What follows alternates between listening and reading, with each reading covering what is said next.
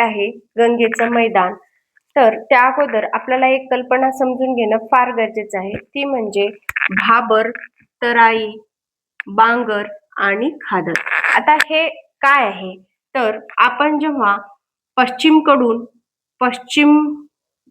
कडून पूर्वेकडे जाऊ तेव्हा याचा क्रम विचारला जातो परीक्षेमध्ये. भाबर, तराई, बांगर आणि खादर हा लक्षात ठेवायचा. त्याचबरोबर हे भांगर काय आहे, तर आता हा हिमालय अज्युम करा, हिमालय. आता हिमालयावर ज्या नद्या उगम पावतात मग त्यांचं पाणी कसं असणार, प्रेशर नसणार. मग त्या पाण्यासोबत काय होणार, हे दगड वगैरे खाली येणार. मग पायथ्याशी काय सपाट जमीन आहे, मग ते तिथंच थांबणार, कारण तिथून तर ते पुढे जाणार नाही. मग हे दगड दगड असे जमा होऊन ती नदी काय करणार, खालून जो प्रवाह आहे दगडाच्या खालून वर येण्याचा प्रयत्न करणार. त्या भागात काय होणार, ती वर येताना पाणी मुरून मुरून वर येते तेव्हा तिथं काय होणार, दलदल तयार होणार. त्या दलदलीला काय म्हणायचं, तराई म्हणायचं. मग तिथून वाहत जाऊन पुढे जेव्हा जाते तेव्हा तिचा प्रवाह खूप असतो. मग जेव्हा पाऊस पडतो तेव्हा काय होतं, तर तिचं पात्र असं मोठं होतं. समजा हे नदीचं पात्र आहे, हे सुरुवातीला वाहायली नदी, पण नंतर पाऊस पडला की मग इथून वाहायला सुरुवात करते. मग जो हा गाळ असतो तो जुना गाळ असतो आणि नंतर जो गाळ येणार आहे इथून इथं वाहणारा तो नवीन गाळ. मग नवीन गाळाला काय म्हणायचं, खादर म्हणायचं, आणि जुन्या गाळाला काय म्हणायचं, बांगर म्हणायचं. ह्या गोष्टी लक्षात ठेवायच्या.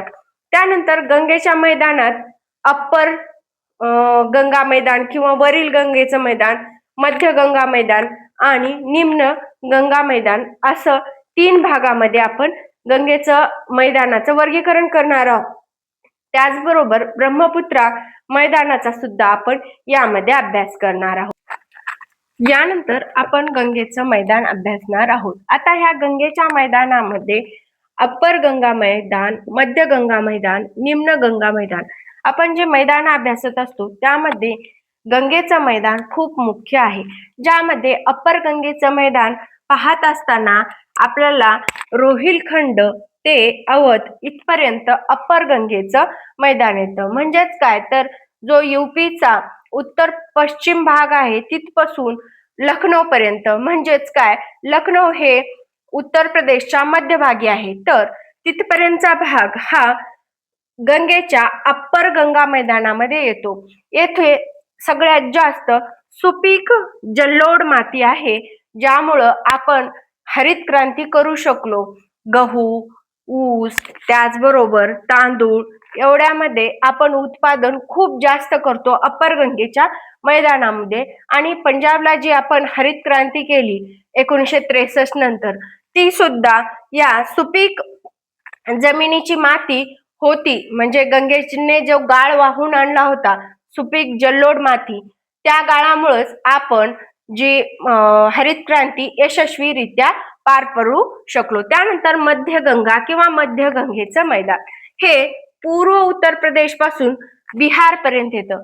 बिहार मधील सारण मैदान किंवा पठार,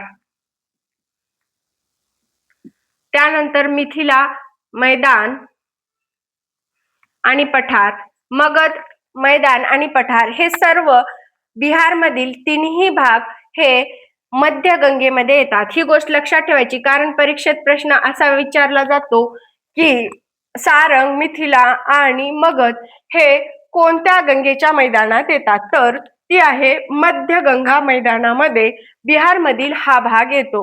इथे वारंवार पूर स्थिती निर्माण होते. कारण का, तर जे गंगेच्या ज्या उपनद्या आहेत जसं की कोसी, सोन, घागरा आणि गंडक, यामध्ये जेव्हा पाऊस पडतो तेव्हा खूप पाणी येतं. आणि कोशी नदीला तर आपल्याला सर्वांना माहित आहे बिहारचे दुःख अश्रू म्हणतात. त्यामुळं ह्या नद्या खूप खूप प्रमाणात वारंवार पूर परिस्थिती निर्माण करत असतात. त्यानंतर निम्न किंवा गंगेचा शेवटचा भाग आपण म्हणू शकतो तो आहे पश्चिम बंगाल मध्ये. पश्चिम बंगाल मध्ये गंगेचा शेवटच्या भागातील मैदाने येतात, ज्यामध्ये सुंदरबन त्याच्या पुढे गेलं की सुंदरबन डेल्टा येतो आणि येथे ज्यूट व तांदूळ उत्पादन खूप जास्त प्रमाणात केलं जातं. त्याचबरोबर आपल्याला ब्रह्मपुत्रा मैदान सुद्धा पाहायला भेटतं. ते फक्त आणि फक्त आसाम मध्ये आहे, जेथे चहा आणि तांदूळ या दोन्हीचं उत्पादन केलं जातं आणि सगळ्यात मोठं जगातील नदी निर्मित बेट माजुली बेट हे ब्रह्मपुत्रा नदी मैदानामध्येच येतं. आता भारताच्या प्राकृतिक भूगोलातील जे मैदाने आहेत याचा सुद्धा आपण अभ्यास कंप्लीट केलेला आहे. आपण हिमालय, पूर्व हिमालय, त्याचबरोबर भारताच्या प्राकृतिक विभागातील मैदानी प्रदेश या सर्वांचा तर अभ्यास कंप्लीट केलेलाच आहे. पण आपल्याला थर वाळवंट, जे की जगातील सगळ्यात जास्त पॉप्युलेशन असलेलं वाळवंट आहे, ही गोष्ट सुद्धा लक्षात ठेवावी लागेल प्राकृतिक भूगोलामध्ये.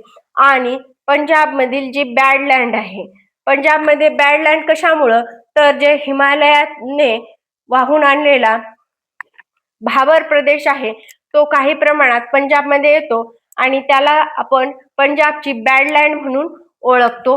ह्या गोष्टी सुद्धा आपल्याला समजून घेणं गरजेचं आहे. यानंतरच्या भागामध्ये आपण गंगेचं नदी प्रणालीचा अभ्यास करणार आहोत. गंगा, ब्रह्मपुत्रा, त्याचबरोबर सिंधू प्रणाली आणि यमुना नदी प्रणाली.